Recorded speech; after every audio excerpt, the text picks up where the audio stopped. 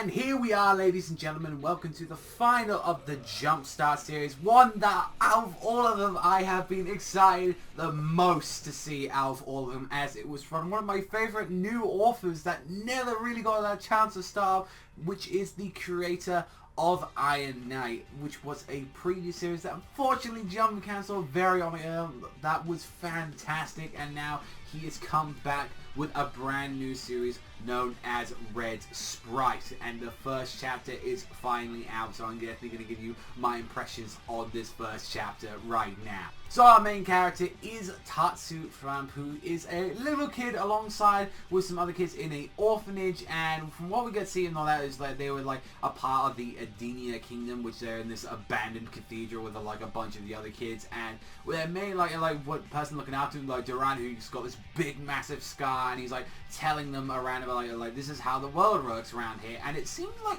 has a very steampunked early 1950s 60s kind of vibe, kind of era to it, as it seems like the world itself is like not fully evolved to like the way that it is like how modern day is, and it's like it has like, I guess if you look at like games like Dishonored, I guess it's kind of going for that kind of style with it as well, like it goes like that. Bakano, but then adding into the magical element, which is, from what they taught, is the thunder cores, which are extracted apparently from fossils deep underground, and that they use this and all that to surpass coal or steam, and it was basically, we can translate large quantities of cargo and factories and all that, and even airships from Lamaro, just because of these massive things that they had in their systems as well. And they're like, oh yeah, these are the big things, and like the one thing that Tatsu and the kids and all that wanted to be was like, yeah, we know that we want to be like part of it as well, we want to be airship, captains and all that, pirates and all that, like going around, it's like, yeah, we want to be like there. And like one of the from how early on to starting off, it was just like, oh, this other kid and all that is a part of us, and the group was with us recently. He's like, oh, you gotta be friends with us too. And then literally shit hit the fan, because this is pretty much how most series are starting then as of recently, where it's like everything seems all great and dandy, then shit just gets fucked up, as we get to see that the entire orphanage gets blown up by one of these airships, and this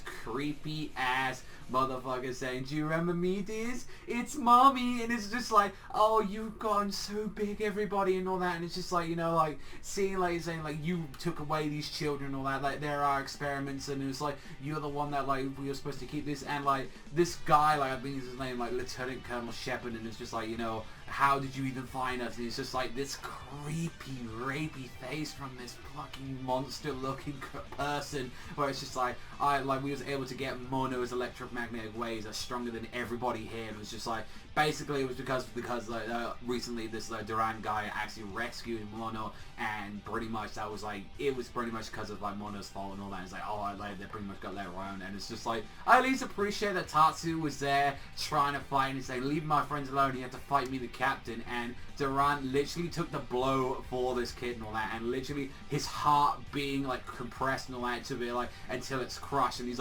barely holding on. He's managed to slash around this fucking and it's a shame, because he could only, out of everyone, Duran could only rescue Tatsu, and he's just like, I'm barely keeping myself alive right now by having my a defibrillator on my heart with my electricity and all that during this. And it's just pretty much, even though he was able to show this kid and all that, saying even though he was trying to get into a safe place, he finally showed what exactly how cruel these people are in their kingdom. Is that there's that thing we talk about thunder cores and all that, and then they're a great thing and all that to power to humanity. However, though, this resource and all that ran out very quickly, and they ended up using humans by implanting them, and it's with a living thunder core and all that, and that's pretty much, this is a thunder core human, where they have way more energy than what an actual just regular old thunder core would actually have. And it's and we can see we don't know and all that by the method and all that, but it's this output is increased by thousands, and this is why they actually use people. And you see as they open up this poor casket, and there's just this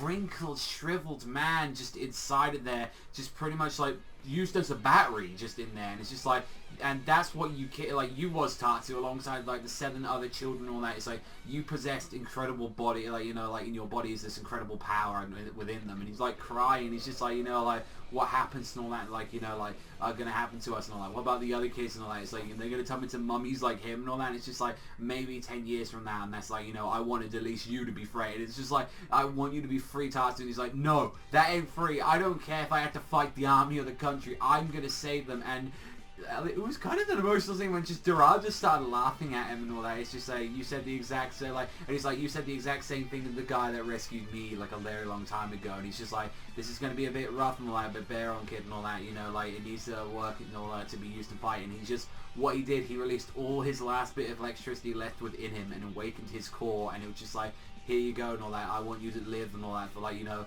for their sakes and all that. And it's just like, when seeing that the guy died, like Durant in the end and all that, as this electricity wakens up, I couldn't help but feel bad that the guy's like, you know, doing this like one last kind of like related deed of good and all that to the world and all that, and trusting every hope and all that to like Tatsu. And then we go like halfway through the chapter, which is 6-year timescale, and so we find this like piece of shit lieutenant again, and Tatsu literally is on an airship trying to fuck them up, and he's like there grabbing his sword, and he's like I am the disciple and all that, Durant from the abandoned computer, the red lightning Tatsu Fram, now prepare yourselves to die. And he just goes in like slashing these swords, and it's just like, how is he even able to deflect this and all that? It's just like, why is he like, you know, like what is this insane reflex speed that he has? And pretty much what he did and all that for those past 6 years is that the high spirit like current within him is running through his entire nerves, going through his nervous system and all that, and he burnt them into his system. And it's just like, he's like, what the hell that you did in those 6 years, like to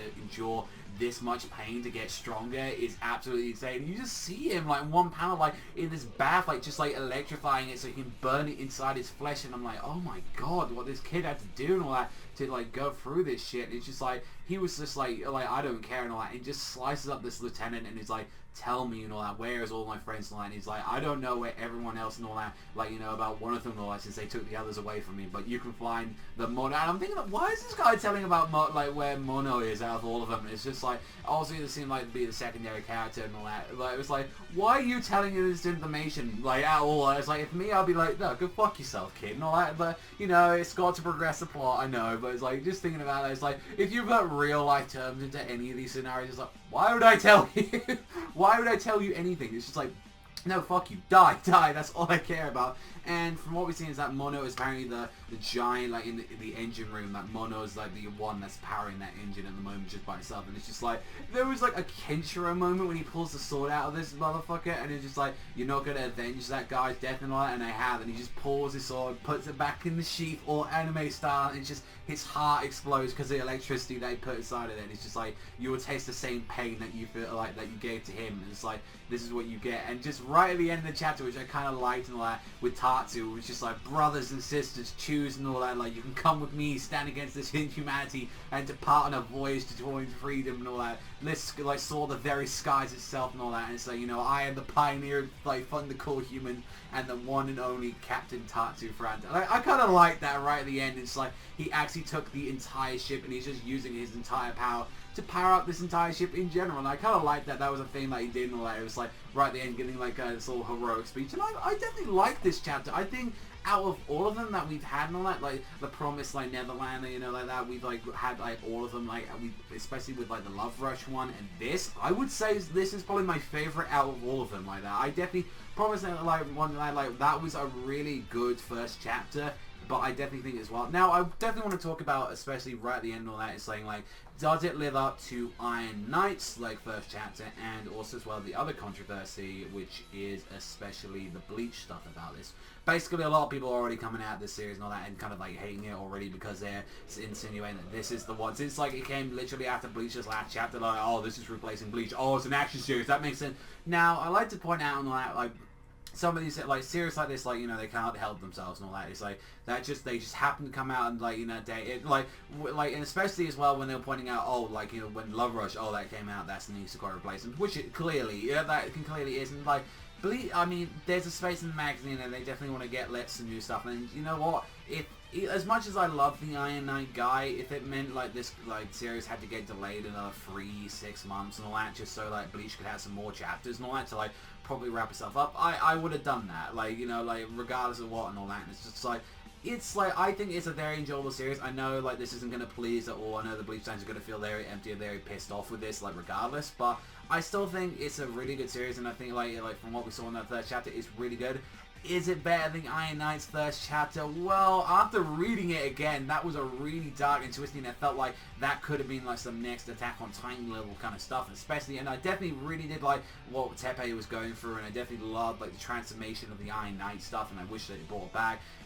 Honestly, like, I do like Tatsu. I don't really care for, like, the design with the cap and all that. He makes him look, like, a lot like the Seraph at the End character, like that, like, so, but I still think definitely, like, it's an interesting concept with the Thunder Core humans. It's just depending how much can you take it with, like, the whole Thunder element stuff, and how much can you do with this stuff. So I'm curious to see where this definitely goes. I am happy, though, that he is finally got a series, and if you look in the Shonen Jump comments and all that, the way he goes, like, they finally let me have another series, and I just hope that this is a Black Code scenario where it's like, his first series, yeah, it bombed and all that, it didn't last very long in the magazine, but I hope this is the one that lasts and all that, 'cause I definitely love this series and all that, and I definitely love the author as well. He's definitely proven that he can write some really good stuff, and I hope and just hope that this like is something that does well alongside with some of the newer other stuff in there, and just, you know, hopefully it's a good time to come through a lot more. Like maybe Shonen Jump has realized after like booting some very big series and taking out some very like promising series and all that, that yeah, there's good potential in some of these new people and all that, and you definitely have to give them a chance and all that, and you can't just kick them out